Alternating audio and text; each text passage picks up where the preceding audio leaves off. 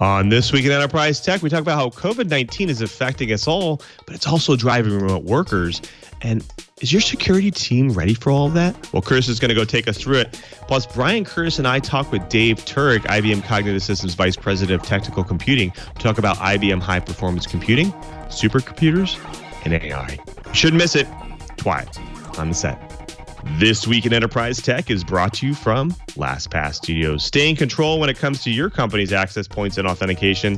LastPass makes enterprise-level security simple. Check out lastpass.com/twit to learn more. Podcasts you love. From people you trust. This is Twit. This is Twyat, This Week in Enterprise Tech, episode 385, recorded March 20th, 2020. IBM AI analyzes the coronavirus. This Week in Enterprise Tech is brought to you by LastPass. From access to authentication to passwords, LastPass manages every point to your business so you can mitigate risk while improving employee productivity. Visit lastpass.com/twit to find out how they can help you. And by ZipRecruiter. Hiring is challenging, but there's one place you can go where hiring is simple and smart. That place is ZipRecruiter, where growing businesses connect to qualified candidates. Try it for free at ZipRecruiter.com/Twyat. And by Melissa.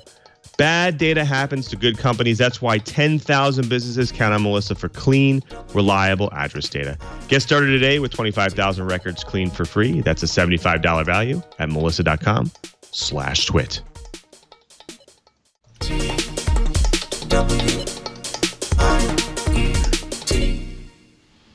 Welcome to Twyat, This Week in Enterprise Tech, the show that is dedicated to you, the enterprise professional, the IT pro, and that geek who just wants to know how this world is connected. I'm your host, Louis Maresca, your guide through this big, giant world of the enterprise. But I definitely can't guide you by myself. I need to bring in the professionals, the experts in their field, starting with our very own geek in paradise, Mr. Brian Chee. Cheebert, are you climbing mountains of boxes just yet? They're more like 10 cubic yard dumpsters. Trying to get rid of 15 years of accumulated junk as I head down the road to retirement. But we are definitely working on also trying to get permission from the lawyers so that we can get to a park that's closed. And once we can do that, we're going to be dropping in a new underwater observatory at Point Panic just off Waikiki. Well, as you set up for your retirement, it sounds like you're still setting up for a bunch of extra fun stuff afterwards. Yeah, actually, if all goes well and I actually can eat the learning curve fast enough, I'm hoping to actually use IBM Watson to monitor the video stream coming off the observatory to auto-identify fish species. Very cool, very cool. See, you always have all the fun stuff, all the fun projects, all the fun toys. Well, speaking of experts and people with experience, we have our very own Mr. Curtis Franklin, senior editor over there at Dark Reading. Curtis, it's always great to have you here. Now, although you're familiar with, working remote working environments, what are things changing down there? What's going on down there?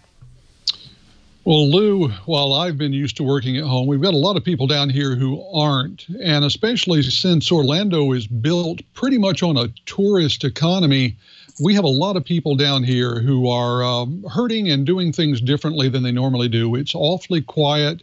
And we're trying to do what we can to give some support to all those hourly workers who are having a tough time. Strange times, but I suppose for me, the interesting thing is that the criminals, bad guys, and the sordid nasties aren't taking any time off. They're taking advantage of all this as rapidly as they can. So there's plenty to tell people about in the world of cybersecurity. Indeed, there is. There is. Well, thanks, guys, for being here. You basically make up the dream team, and I really appreciate you being here. Now, even though the market is shifting all over this week, it was still packed with enterprise and IT news. We want to go through it. Now, COVID-19 is affecting us all and is driving the remote worker, but it's are your security teams actually ready?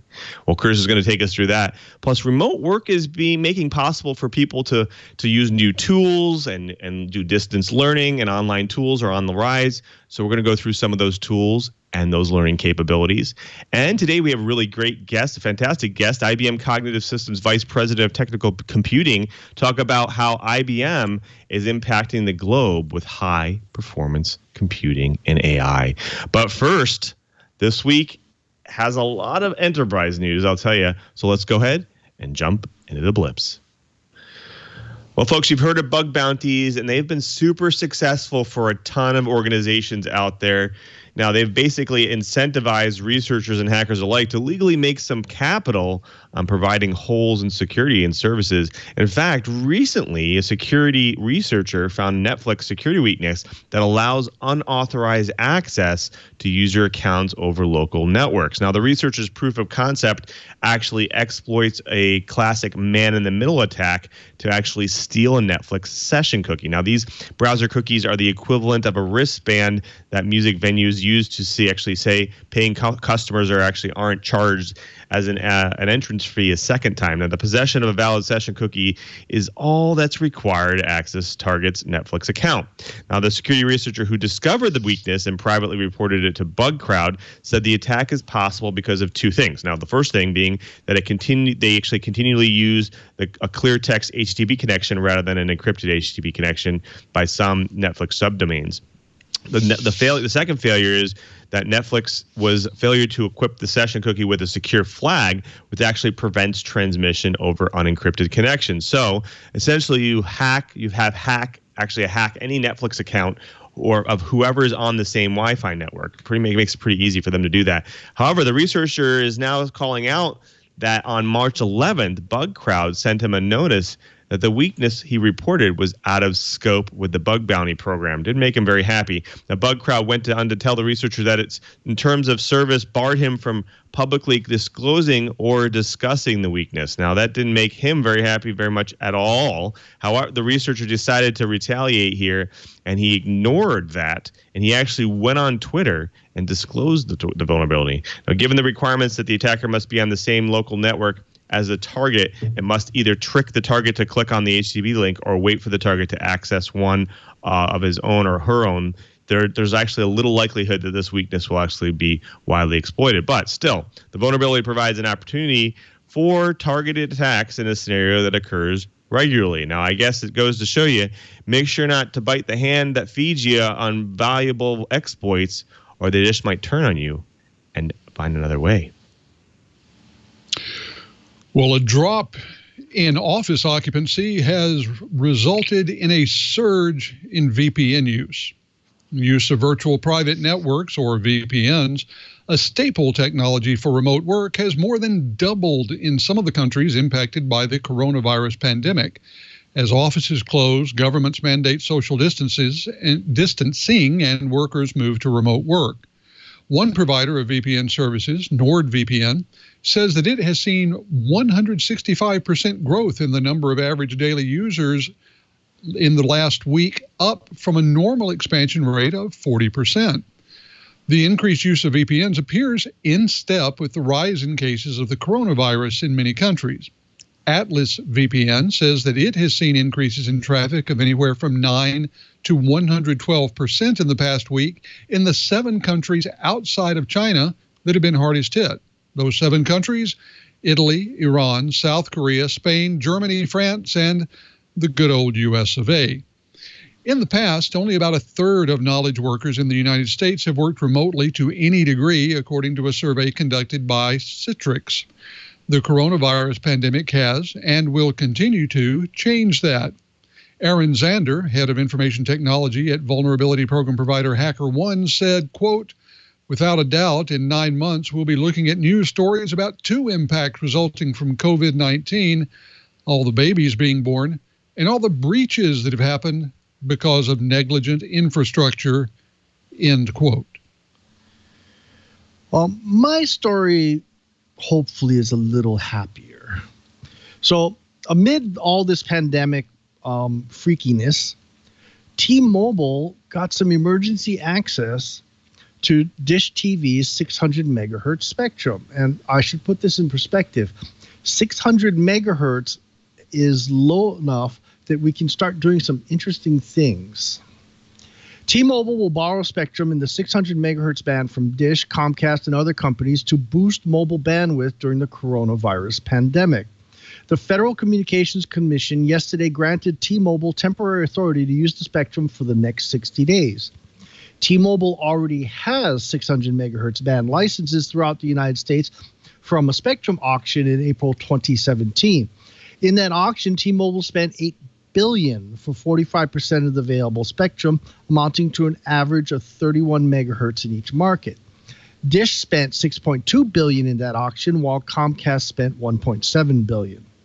T-Mobile uses its 600 megahertz spectrum for both 4G and 5G, but unlike the millimeter wave spectrum that has factored heavily into early 5G deployments, 600 megahertz is a low-band spectrum that is suitable for covering large, sparsely populated areas.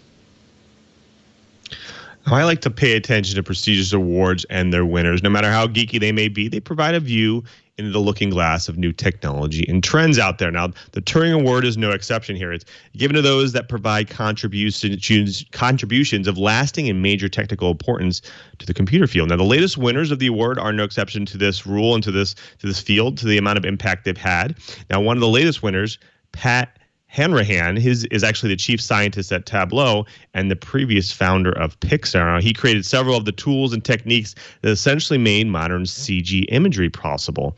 Now, the system from which he was the architect of, RenderMan, was what actually enabled the complex lighting and shaders to be used, making it final image with far more realistic feel than any had come before. Now, the other winner, Ed Catmull, he's actually a founding member of Pixar as well. Now, Catmull's contributions as a researcher helped him establish early techniques for Z buffering in 3D environments, which is super important, and texture mapping, one of the most fundamental processes to realistic CG graphics. He also built a new way of representing polygon surfaces as smooth shapes that seemed lost to time. Now, the reward that comes with the Turing Award definitely helps define the importance of the contributions. The two will share a $1 million prize, and of course, the satisfaction of receiving this prestigious award for doing something they clearly love. Well, a new risk survey is calling into question one of the numbers most frequently used to analyze risk. Many risk models use a commonly quoted number, or $150 per record, to estimate the cost of an incident. A new study from the Scientia Institute says misusing that number means that estimates are almost never accurate. The Information Risk Insight Study, or IRIS, conducted by the Scientia Institute, is intended to help business managers build better models for risk and to use those models to make better decisions for managing cyber risk. The study authors say they were surprised that the likelihood that a Fortune 1000 firm would have an incident is about 1 in 4, or 25% in any given year. They found that likelihood to be much higher than they expected.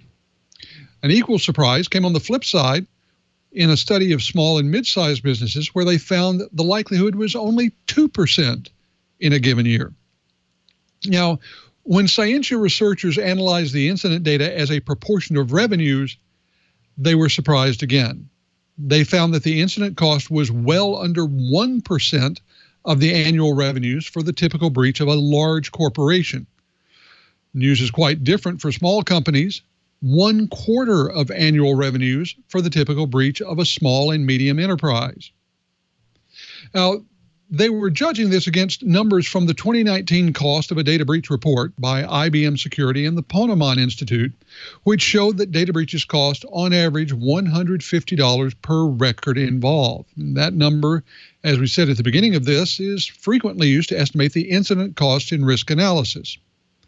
The Scientia study says that if you're using that number, you're almost certainly getting your risk calculations wrong. Wrong by overestimating the cost of a large company breach and radically underestimating the cost of a small company breach. The conclusion is that you should do your homework and plan based on a table or grid of risk versus cost rather than a single number as the basis of your accurate risk calculations? Well, my blip is going to put a smile on your face. Comcast and T-Mobile just upgraded everybody to unlimited data for the next 60 days. Comcast announced late Friday that it's suspending enforcement of its data cap and overage fees for 60 days during the coronavirus pandemic. Quote, with so many people working and educating from home, we want our customers to access the internet without thinking about data plans, unquote. Comcast's announcement said, while the vast majority of our customers do not come close to using the 1 terabyte of data in a month, we are pausing our data plans for 60 days, giving all customers unlimited data for no additional charge.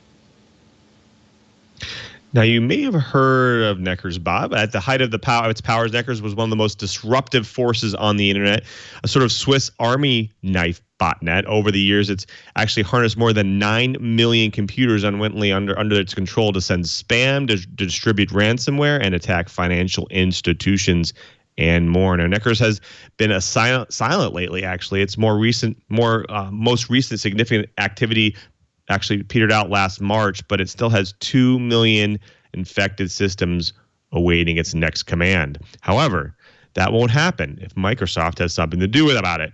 They have effectively pulled the plug on Necurs. And in coordination with law enforcement and internet service providers across 35 countries, and with the help of cybersecurity firms like BitSight and Shadow Server, Microsoft has effectively prevented Necurs from rising again. Now, it comes as a result of 8 years of tracking and planning, and will help ensure that criminals behind the network are no longer able to use key elements of its infrastructure. Now, while botnets are often associated with distributed denial of service attacks, Necurs has a more diverse portfolio. The reason the Necurs botnet is so harmful is because the attackers managed to infect so many devices and leverage this massive botnet for various purposes based on the fact that it distributes many other types of malware. In fact, Necurs computer is capable of sending a total of 3.8 million spam emails to over 40.6 million potential victims over a 58-day period. Now, the sheer scare of the attack makes it hard to defend. Just to be sure, Microsoft and its partners have ensured that the botnet, if it does try to mount itself and come back, it won't have many places left to turn.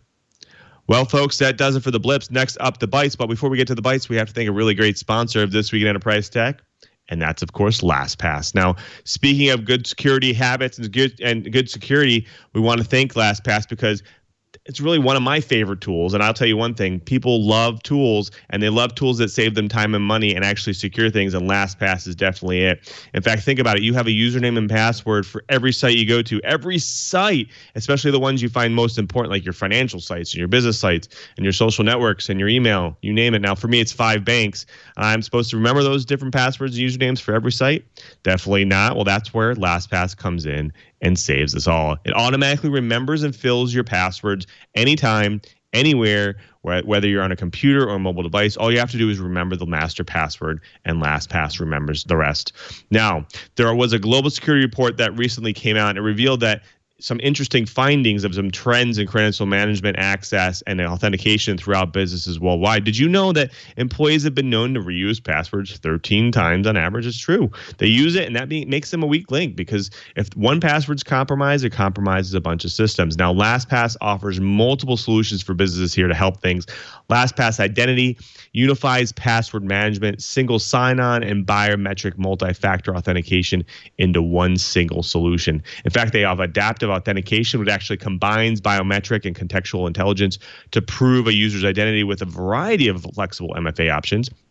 It also eliminates passwords here as well. You can actually leverage biometrics and integrations to streamline access to work applications without ever having to type a password. That's right, never again. Secure every access point from web applications to workstations and VPN. Manage every access point in your business. Deploy instantly, because LastPass Identity offers 1,200 pre-integrated SSO applications to actually get users up and running quickly. And it gives you really granular control too. You can leverage 100 plus policies to manage users at the app, individual, group, or organization levels to customize access and authentication requirements. Now, LastPass goes above and beyond to ensure security for all of its users. Your data is encrypted and decrypted at the device level. Even LastPass doesn't know your passwords. Your master password and the keys used to encrypt the data and decrypt the data are never sent to LastPass servers and are never accessible even by LastPass. As the gold standard, they engage trusted, world-class security here. Honestly, I love this tool. I love LastPass. It's a tool I will use for life. It really is a great tool. In fact, Twit uses LastPass Enterprise, and it really adds peace of mind to credential management for sure. Increased security doesn't have to be complex. LastPass makes identity and access management simple for IT to manage and easy for employees to use. Start your journey today by visiting LastPass.com/twit to find out how they can help you. That's LastPass.com/twit. And we thank LastPass for their support of This Week in Enterprise Tech. Well, folks, let's go ahead and jump into this week's Bites. Now, we all remember COVID-19 is really affecting the industry. And in fact, a lot of people are working from home. A lot of people are working remote. And that, guess what? Maybe your security group and your security organization and your security team might just not be ready. Curtis, are they ready? Well, in a lot of cases, they're not. For many companies concerned for employees' health amid the rapid rise of coronavirus, they have sent all of those employees home. And that shift, which let's all admit, has been properly done to protect people from infection, but it could expose their organization to cyber infection.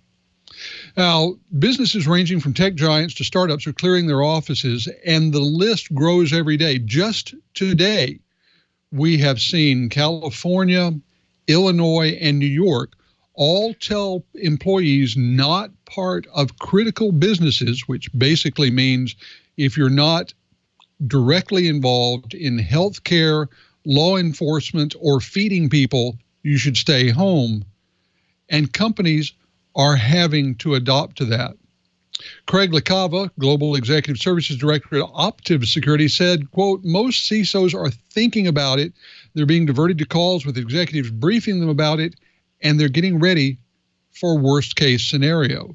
Because let's face it, for many companies that might have started out thinking that this was just a week or two thing, they're now beginning to adjust that thinking, wondering what it's going to be like if a fair number of their employees have to be remote for weeks, if not months. Now, Darren Murph,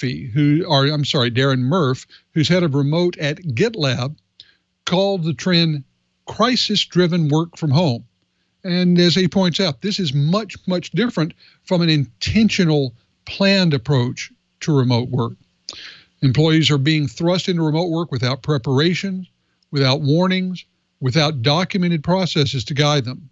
And not everyone who ends up working remotely is going to be able to adapt rapidly. Experts agree that the attack surface is going to grow as more organizations encourage work from home. As workers start to connect from living rooms and coffee shops, they could be using personal smartphones, laptops, and tablets to send business data over unsecured network. Those who prefer their home PCs might transfer critical data without them considering the risk. And those who visit other workspaces for a change in scenery could leave their devices unintended. More homes are becoming connected, and consumer IoT devices, light bulbs, refrigerators, Peloton bikes, even Roombas have been created without security at the top of mind from their creators. And putting corporate assets on the same Wi-Fi networks as those devices creates a new entry point for attackers to reach corporate assets. Now, what can security teams expect? An executive for CI Security and the former CIO for Scripps Health and Seattle Children's Hospital encouraged taking the time to ensure that devices are properly configured. He correctly points out that in a crisis, we have a tendency to take shortcuts. Security pros who rush to get devices set up and deployed may lay landmines that they could step on later. And often, simple misconfigurations are what leave data accidentally exposed on the internet. CISO should assume identities will be targeted at higher rates than usual by attackers who know their activities will be hidden in a spike of remote traffic. As well, a number of organizations had begun using behavioral analytics to both identify potential threats and do authentication. And in a time like this, well, figuring out what is normal activity is really difficult. So multi-factor authentication, VPNs, regular encryption, both at rest and in motion, all of these are critical, as well as reinforcing the training and education of employees. I'm going to ask each of my co-hosts to weigh in now. Lou, I know that your organization was one of the early ones to have employees working from home in huge quantities. What do you think about the suggestions that you just heard? Are they enough? Is there something else that you think that people should be considering when they think about working from home? Yeah, I think that's right. I think these are great steps. These are great ways to make sure that you are, proactively getting your network and your organization ready for being a remote worker, especially if you've never done it before. MFA was one of those things, definitely for sure, that's helped us to actually transition and make sure that we're secure and logging in. Obviously, there's a lot of families that are at home, and you never know, things might leak out in credentials and being able to access things, and so you want to make sure that you're securing those endpoints. One other thing is just training your users, communication and social events, to make sure that you're providing good steps, not only just in lists and tools, but also training them, sitting them down and making them understand that this is a different world. It might seem like it's not that different because a lot of people use, Slack or MS Teams or Microsoft Teams, and they communicate even when they're in the office over these tools. But, the setting might be different, but it also is the technology and the requirements for an organization when it comes to securing things and making sure that you can work remotely securely. And so I would say making sure that you provide guides to your users of why you're doing specific things. If you're using authenticators and MFA and biometrics, why are you doing that? And, why are you securing a channel? Why are you asking people to use, Windows Virtual Desktop? Or why are you asking them to use Remote Desktop?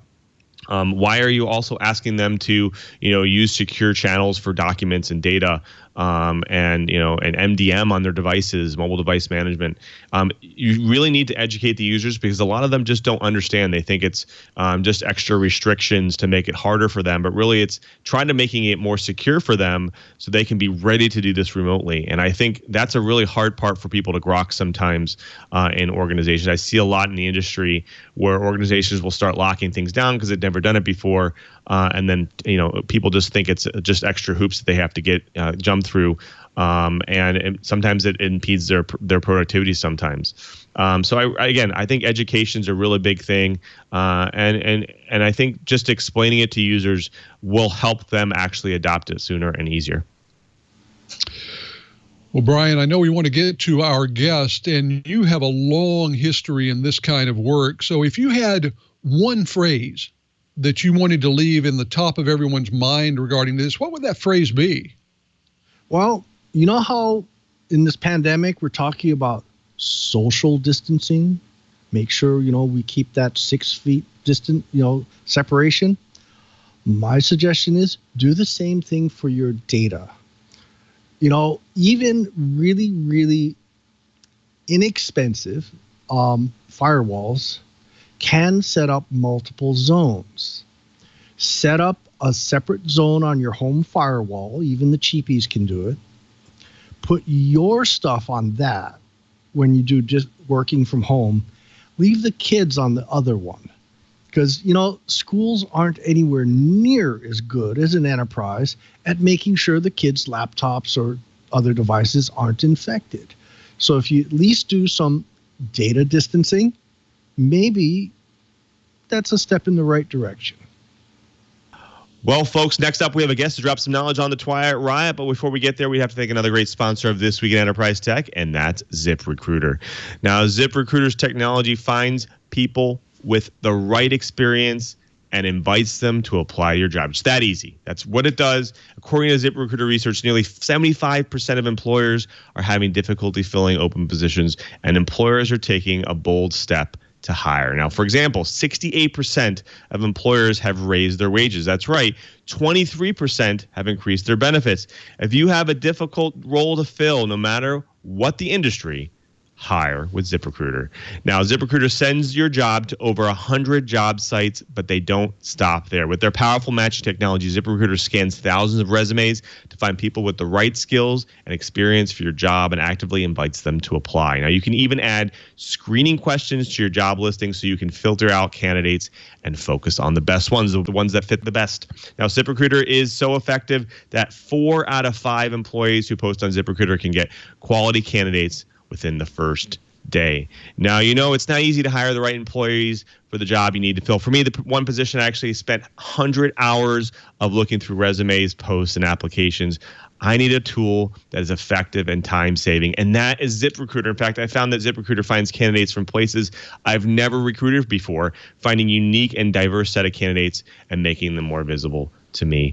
To try ZipRecruiter for free, go to ZipRecruiter.com/Twiet. That's ZipRecruiter.com/TWIET. That's ZipRecruiter.com/Twiet. And we thank ZipRecruiter for their support of This Week in Enterprise Tech. ZipRecruiter, the smartest way to hire. Well, folks, it's now for my favorite part of the show. We get to bring in a guest to drop some knowledge on the Twiet Rye. And today we have Dave Turek, IBM Cognitive Systems Vice President of Technical Computing. Thank you so much for being here, Dave. Oh, pleasure to be here. Thanks for having me. Now, we're really excited to have you on. I'll tell you, high-performance computing, technical computing, AI are just really those things that are high in demand right now. And organizations are really constantly looking for ways to apply this to their daily workflow. But before we get there, our audience loves to hear origin stories. Could you maybe take us to focus through the journey through tech that you've had, how you got to IBM, and what brought you to the current team that you're on? Well, sure. It's been a long journey for me, for sure. I started in IBM sales office as a systems engineer. Went to graduate school and came back and kicked around a bit, did some things in manufacturing here and there. And then in the late 80s, we began a project on supercomputing inside of IBM. There were a number of projects that were going on in research. And then in the early 1990s, we started a program that many people still remember to this day, so-called IBM SP. It kind of popularized parallel computing. It was, in its more human form, recognized as the system that beat Kasparov in chess back in the mid-1990s. From that, I launched the IBM businesses on Linux clusters and grid computing, and eventually moved and worked on many of the projects that provided the fundamental computing used in the Accelerated Strategic Computing project with the Department of Energy. And that's a project that began to use computing to simulate the behavior of nuclear weapons to certify that the stockpile was safe. And that gave rise to Blue Gene, it gave rise to Roadrunner, and finally, in more recent times, it gave rise to the biggest, fastest, smartest supercomputer in the world called Summit, which is at Oak Ridge National Laboratory, and its sister machine, Sierra, which is out at Lawrence Livermore today. Those are the two fastest supercomputers in the world at this moment. I'm glad you ended with that, because that machine is truly, truly an impressive thing, but it also has a really good application that they're using it for today. Can you maybe take us through some of the applications is actually number crunching is actually doing right now?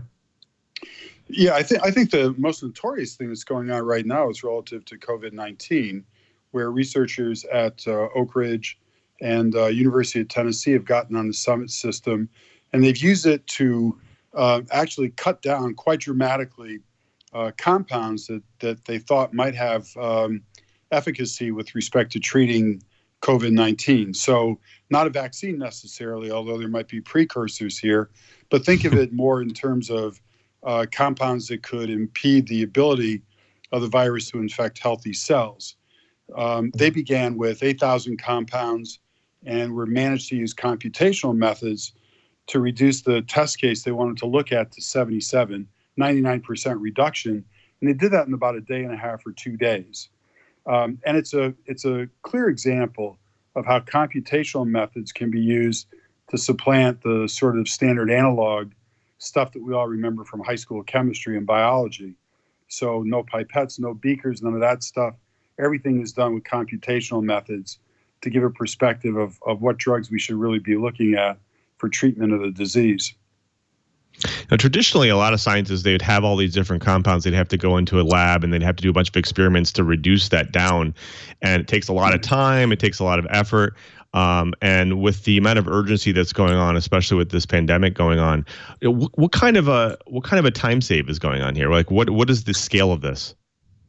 Well, I think it's if you look at the compression that we're looking at here, 8,000 compounds to 77. If you did that all in a wet laboratory, you're probably talking about a year, 2 years, something like that. And you have to scale up a rather large laboratory to do that when you think about the number of compounds in play. So to cut that down to a couple of days is quite dramatic. Now, human testing needs to go on, more science needs to go on in the laboratory, et cetera. So you're taking time out of the front end of the process and then just focusing on the things that absolutely require human testing at the back end. So that part's still there. Hopefully we can find ways to compress that as well. But taking out the front end and cutting down your opportunity set by 99% is a big deal. We have a live chat room, and they're actually talking about the specs of Summit. It's pretty impressive. It's 9,216 Power 9 22-core CPUs. Is that right? Yeah, that's right. And it's about 25,000 NVIDIA V100s. It's Mellanox interconnect. It's operationally on a day-to-day basis, it's running at about 8.5 megawatts. And under certain conditions, you can get much higher than that as well. So yeah, it's a big system, to say the least. So one interesting question I had is around actually the chat room had, was that IBM's been doing this for a while. This is not the first time they've applied, especially in health, that they've applied this type of technology. Can you maybe go through some historically what IBM's been doing, with helping with not only health but also applying these models to kind of move processes faster?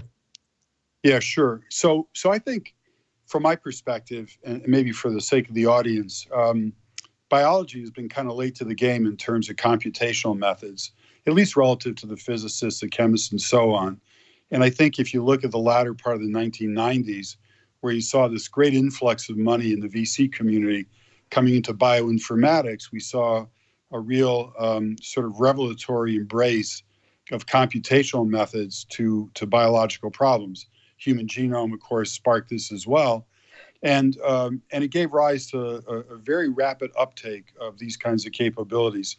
Now, inside of IBM, unlike I think every other company in the high-performance computing business, because of the magnitude of our research division, we do a lot of basic science as well. I mean, IBM has won a number of Nobel Prizes and other things also. And so we've had a computational biology group for close to 20 years now that in the early days, let's say 10, 11 years ago, we were using computing of this type to speculatively assess what the evolutionary pathway was of H1N1 or swine flu.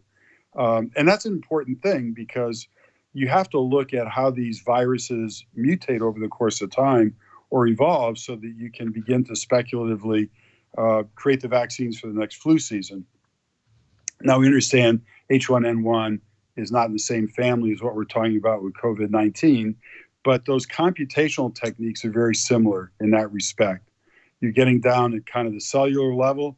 You're using known scientific theory, data, and so on to model computationally in silico, if you will, the nature of the virus, the nature of living cell, the nature of therapeutic agents that would operate in that environment. And you want to see if you can do things like impede the rate and pace with which a virus affects a new cell. So these ideas have been around and been used for a while now. I think the difference at Oak Ridge is it's a matter of scale. You've not had a 200 plus petaflop system operating on these kinds of problems. So that's different. So one interesting thing that I saw was that this type of computing power and AI modeling hasn't been used just in medical applications too. Can you maybe go through some of the other applications that you're seeing? Yeah, I think one of the major areas is material science, which it's interesting because it's a very, very prominent domain of inquiry, but a lot of people don't think of it as such because it's buried in industrial companies and so on. To give you some perspective on this, the number of refereed papers published on an annual basis in material science is on the order of 500,000. So that gives you some idea of the rate and pace with which knowledge in that particular field is growing. Contextually, medical and biological science, it's about 1.2 million refereed papers a year. So it's a pretty significant domain. So we've been looking at computing like this. Our clients have been looking at computing like this to look at molecular structures in terms of how it reflects itself in terms of the definition and design of new materials. Some of the early work we did on that about 6 years ago now was on lithium-ion batteries and using that to determine what kind of new materials could be constructed for anodes and things of that sort to really facilitate efficient battery storage. And that's a really complicated scientific domain. You're looking at behavior at an atomic level. Then, of course, you have to aggregate that up to more realistic time horizons. And then, of course, you have to express the behavior of the material in terms of Newtonian level kinds of forces.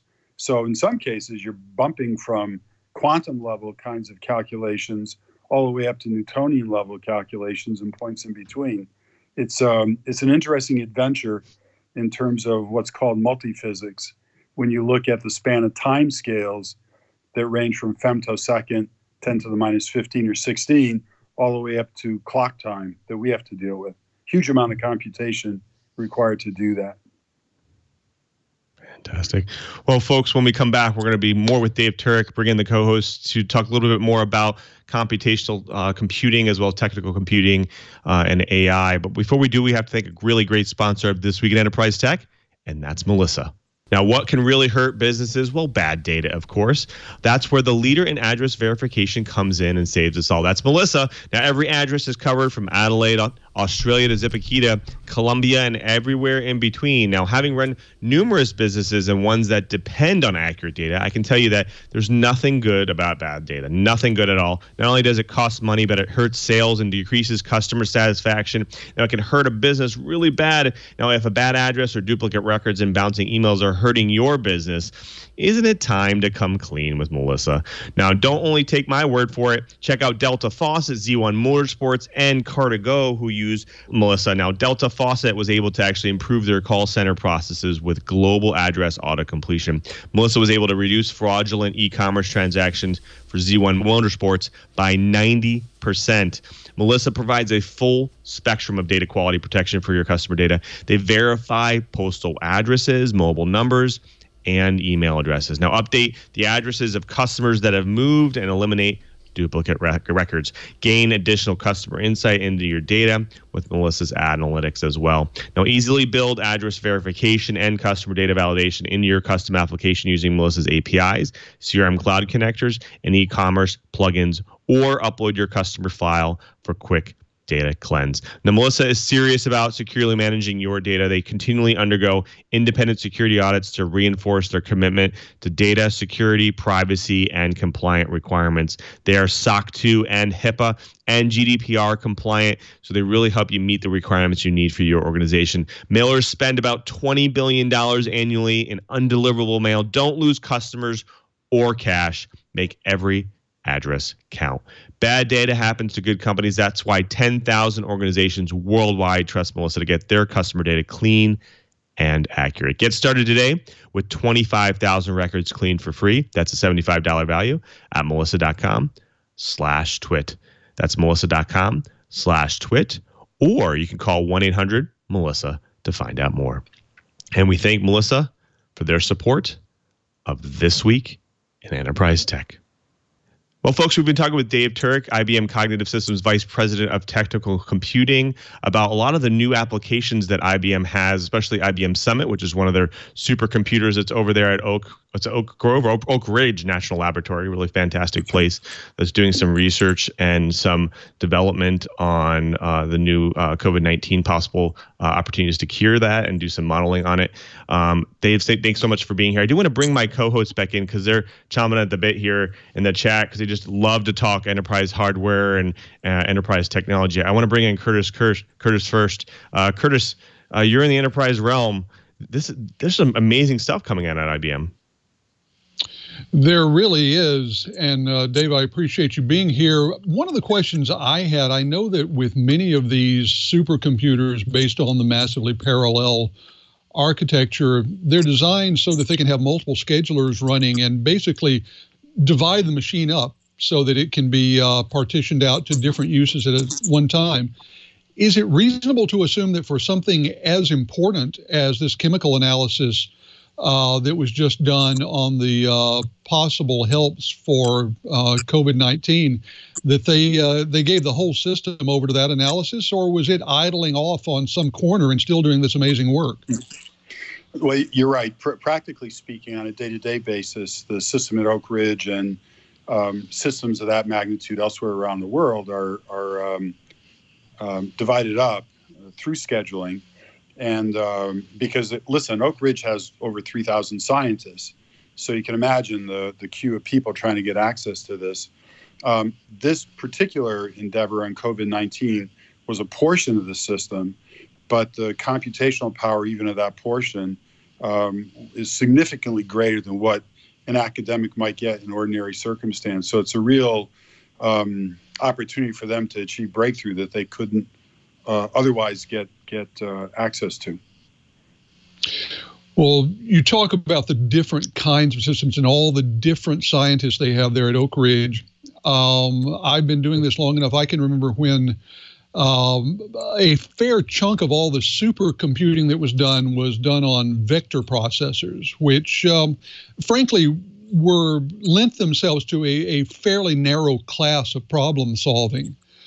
With the massively parallel architecture, how much more flexible is that? I mean, does it lend itself to solving a greater variety of problems than those classic vectorizing systems did?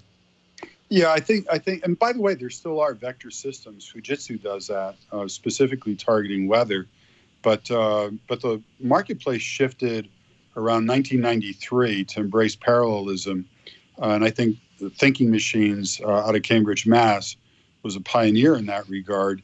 And we really popularized it quite dramatically in the mid-1990s with the SP platform. It presents tremendous opportunities for acceleration. And because it's been around now for 25 to 30 years, there is a portfolio of applications that really invoke parallelism quite effectively. And when I say that, I mean not only commercial codes that have been produced in various disciplines over time, but also in the open source arena. What shifted a little bit recently is the incorporation of accelerators.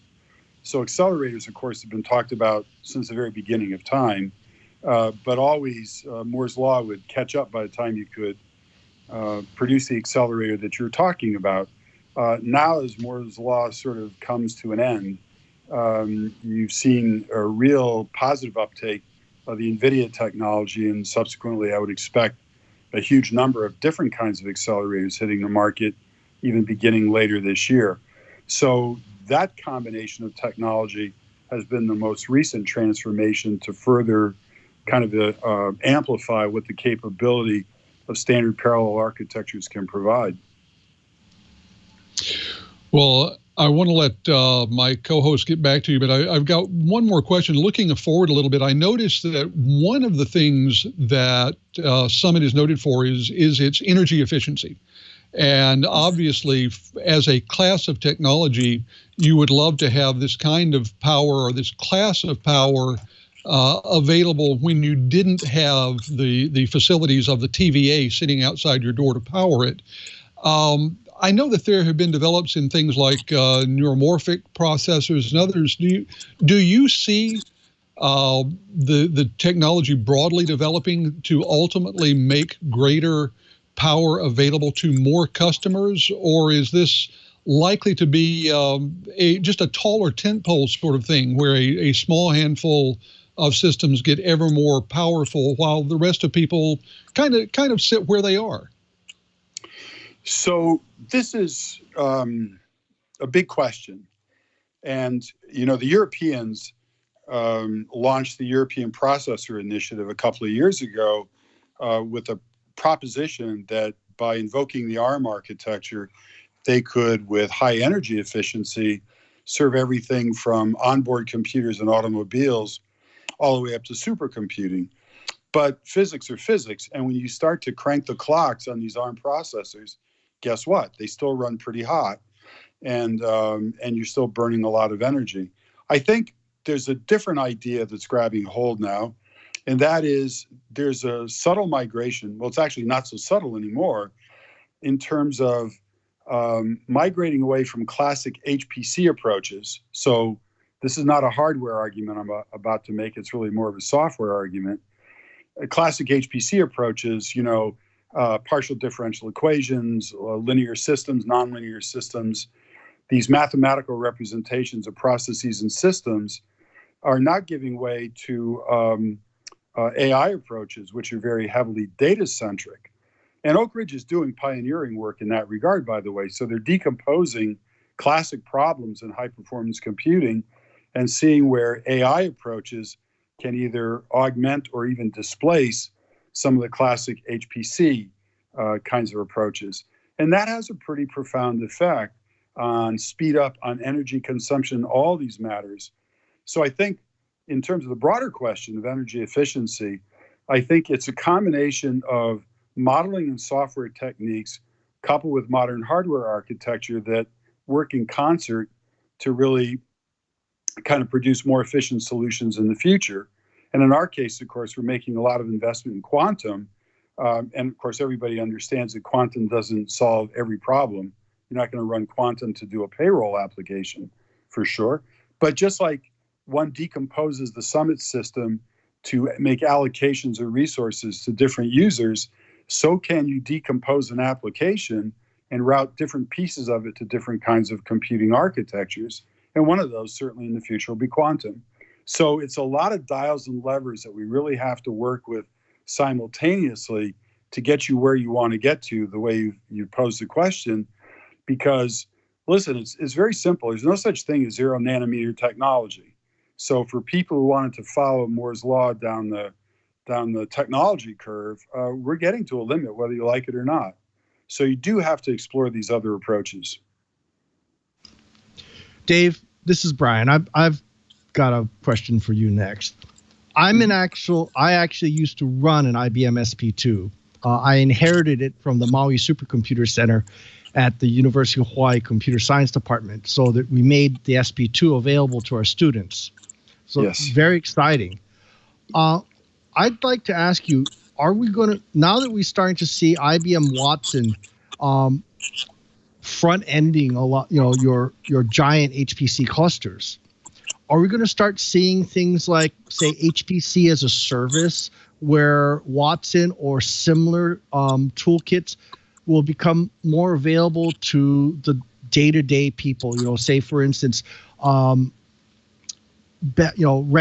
pattern recognition for thieves on video, or other things. Are we going to start seeing it more in the consumer world? I think so. We for example, launched a project in the general domain of visualization. And initially, it was presented to marketplace as simply a tool to allow people to construct their own applications. And more recently, we're beginning to take the tool and incorporate it into vertical applications. And the logical place that we've started is manufacturing, because I think it's intuitively obvious to people that by applying AI visualization techniques to a manufacturing line, for example, you can weed out defects efficiently and quickly and harmlessly and so on. So I think there's going to be a proliferation of vertical applications, but I think we'll always present tooling in place to allow let's say the more select researcher do customization as well. I think I'll give you one example, by the way, of consumer access today that you and everybody listening to this can get access to and get a feel for what I mean by this. If you search on the internet IBM RXN, that's Radio X-ray Nancy, RXN, it'll take you to IBM Zurich in Switzerland, and you can get for free an ID on a little cluster we have there running an AI-based system that will tell you what the outcome is of organic chemistry reactions. So if you're an organic chemist and you say, gee, I wonder what happens if I take these two compounds and mix them together with a certain set of reagents, what do I get for outputs? There is an AI system operating in Switzerland that you can use to tell you what the result is. Now, that's kind of what you're talking about. It's accessible. It uses a standard interface that all chemists use today to express characterizations of chemistry problems. And anybody can go in. You don't need to know anything about parallel computing. Heck, you don't need to know anything about programming. All you need to know about is the API and a little bit about chemistry, and you'll get your answers. And I think that's the paradigm that will hold sway over the course of time. So I do encourage everybody who's listening to get on that system. It's free. It's been operational for about a year. It works way better than a professional chemist. It's been informed by an analysis of about 10 million, I think, organic chemistry reactions. And you can just play with it to your heart's content. We've done a similar thing in quantum, by the way, but there the interface is a bit more difficult. We are trying to get it more, I don't know, maybe the right analog would be something like Julia, something like that. But of course, quantum is it's a bit different in the way you conceptualize the way you look at problems. But you're on the right point, and that is we want to take complexity out of the equation and broaden the aperture of use that people can get to regular people. Watson does that. The IBM RXN system in Switzerland does it. IBM Q system does that. It's a theme that I think is not only important to IBM, it's important to everybody in the industry. I'm very excited. I've actually been getting my toes wet with Watson through the Node-RED project, which really and truly makes some very, very complex process control available to non-programmers. And I'm very excited about that. Is Node-RED and Watson making an impact on what you do now? Me personally, no, but I'll give you an idea of some of the things that are making an impact. We're about to release a product in I don't know, 2 months, I think, maybe something like that. And it's something that really hasn't been successfully done before. And it is the commercialization of a software package that will do Bayesian optimization. So what I mean by that in terms of Bayesian is imagine, if you will, a problem where you have to execute a whole bunch of different steps. In the HPC space, it might be an ensemble of simulations. Are you doing weather forecasts? You're doing, well, COVID-19 research, something like that. You're doing chemistry. You might do 25,000 simulations a day. I mean, it's just extraordinary. In the EDA space, there are customers on the West Coast doing chip design. They're running 15 million simulations a day. The question is, why do you need to run 15 million simulations? And what the Bayesian approach does is it's kind of a machine learning approach that will assess the outcome of an individual simulation and give you a recommendation on the inputs for the subsequent simulation and orchestrate the way in which the simulations are executed in a way that we've seen empirically can reduce the number of simulations anywhere from 2/3 to over 95%. So getting back to the question asked previously, that's a tremendous implicit speed up of computing, because the fastest simulation you can do is the one you can avoid, right? So it's zero time. You don't have to do it anymore. And in terms of what you do have to work on, of course, the number is far less. So that's coming to bear. We're looking at ways in which to automate the incorporation of scientific information. Remember, I mentioned that material science is producing 500,000 refereed papers a year. The moral of that story is knowledge is increasing at a rate faster than humans can digest it. So wouldn't it be great if we could ingest that automatically and then operate on that data with machine learning and deep learning techniques and begin to deduce information about what the data is telling us as well. So this whole portfolio of ideas is very rich right now, and you'll be seeing more and more of that come out from IBM. And I would say that the one last thing I'll say on this is, echoing a comment I made earlier, it's important for us to recognize there are different kinds of users of this technology. They're the real sophisticated people. You give them tools and say, go have fun. And then you have to provide kind of a higher level interface, like what we have in IBM RxN out of Switzerland, to let the layperson, not the layperson in their field, but the layperson in terms of, computer science and parallel computing and all the exotic programming languages we have. You just want to solve a problem. So it's the spectrum of capabilities that you have to kind of wrap around the nature of the innovations that you produce, and then I think you have the greatest impact in the marketplace. So Dave, my dad is actually an organic chemist. I'm going to show him first the IBM RxN stuff literally right after the show, because he's going to be super excited. But we're running a little low on time, but I do want to ask you a couple questions, one being about competitors out there. Now, there are some competitors out there, especially in the supercomputing realm. I think HP and AMD's new Cray computer, I think they're calling it the El Capitan, as well as the Department of Energy, or DOE's Frontier supercomputer.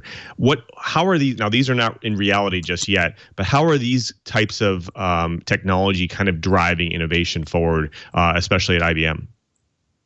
So it's sort of a mixed bag, and I say it that way because the requirements that come, for example, out of the DOE are quite specific to the needs of the DOE. And one of the things you have to be careful of is, there's innovation that these projects motivate. They might accelerate, for example, the development of high-performance switches and networking and so on, substantially in advance of when the marketplace at large would have similar kinds of requirements. So I think the right way to think about these projects is an acceleration of a variety of technologies into the marketplace before the conventional read on what the marketplace is looking for manifests itself. That's point number one.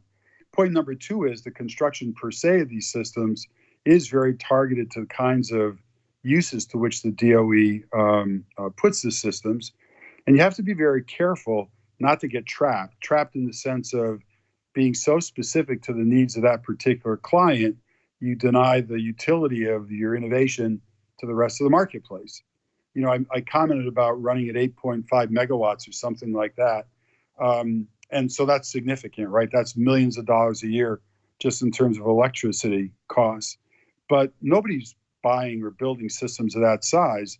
So the innovations that you put in place to get that amount of computing into an 8.5 megawatt envelope, that doesn't scale down so well, right? So if I'm running, a 50 kilowatt computer, is it that much of a difference to go from 50 kilowatts to 75 kilowatts?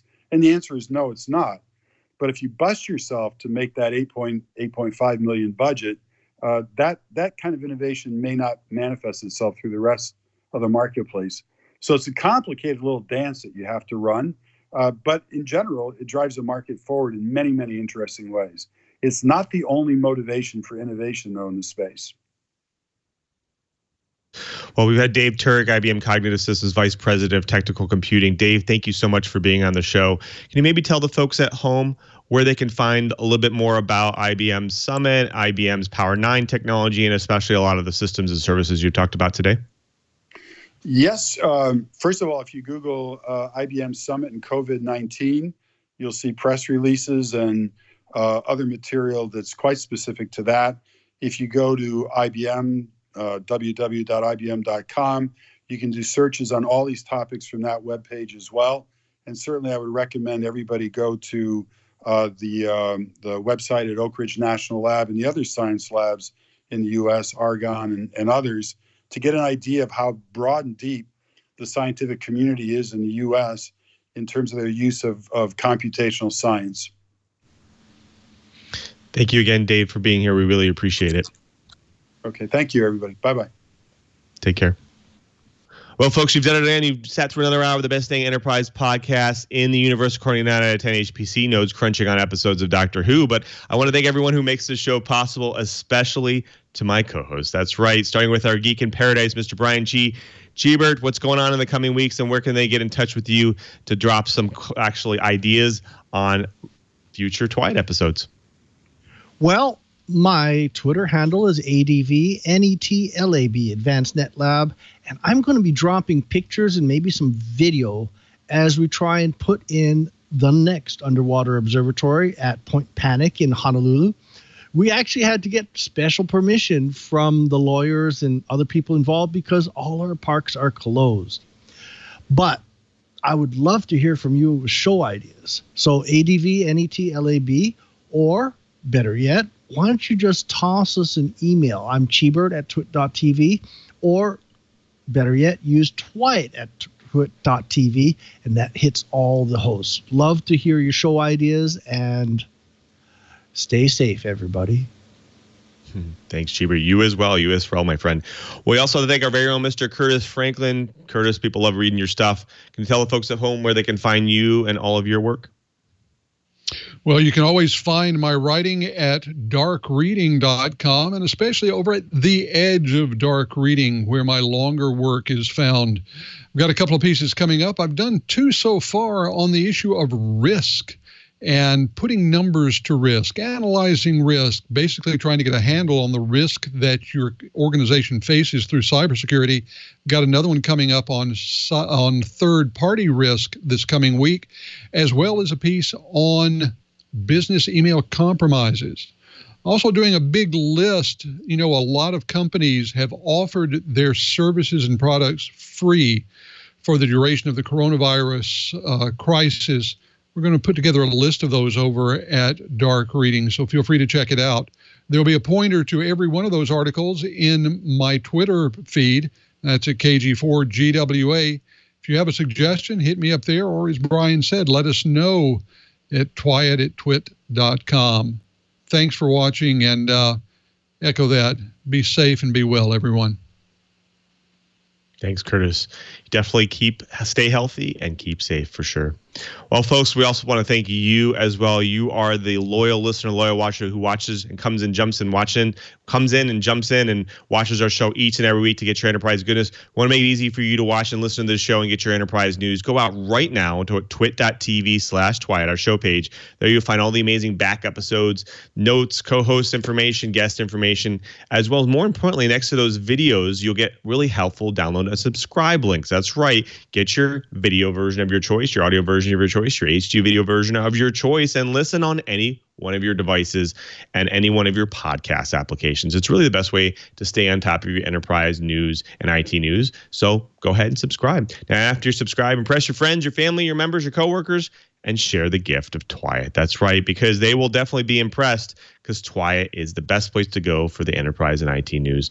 Now, you got to remember, we do this show live each and every week at 1:30 p.m. Pacific time at live.twit.tv. You can come watch how the show is made, all the behind the scenes. We definitely have a great time here on Twilight, so definitely jump in and watch the show live. Also, we do a live chat room as well. We have some great characters in there at irc.twit.tv. They have some great conversations. They bring some great content to the show. We thank you so much for their support and for being there, of course. And of course, if you can't do this live, we actually have a really great community that's still involved, still discussing things, having great conversations over there at twit.community. That's right. A new website out there that helps and continues the conversations. Co-hosts, guests, Twilight Riot, Twit Army, everyone's out there. So go check Twit.community is 24/7 discussion. It's a great community. Remember, you can always follow me at twitter.com/LouMM. That's right. That's where I post all my enterprise tidbits. And of course, I have really great conversations with people like you. And of course, I also post what I do during my normal work week over at Microsoft. In fact, you want to check out some more stuff I do at Microsoft, go to dev.office.com. You can check out the latest and greatest ways to customize your Office experience and make Office more productive for you and your organization. I want to thank everyone who makes this show possible, especially to Leo and Lisa. They continue to support This Week in Enterprise Tech each and every week, and we really couldn't do the show without their support. So thank you to both of them. Thank you to all the engineers at Twit. I know that they're working shifts and they're jumping in and out, and things are becoming a little bit more complex than normal. So we really appreciate all their efforts and all their help with making Twit great. Also, want to thank our Mr. Brian Chee one more time. Cheebert, he's not only our co-host, but he's also our tireless producer. Cheebert, thank you so much. You do all the bookings, the plannings for the show, and we really couldn't do this show without you. So thank you again for all your support and your help.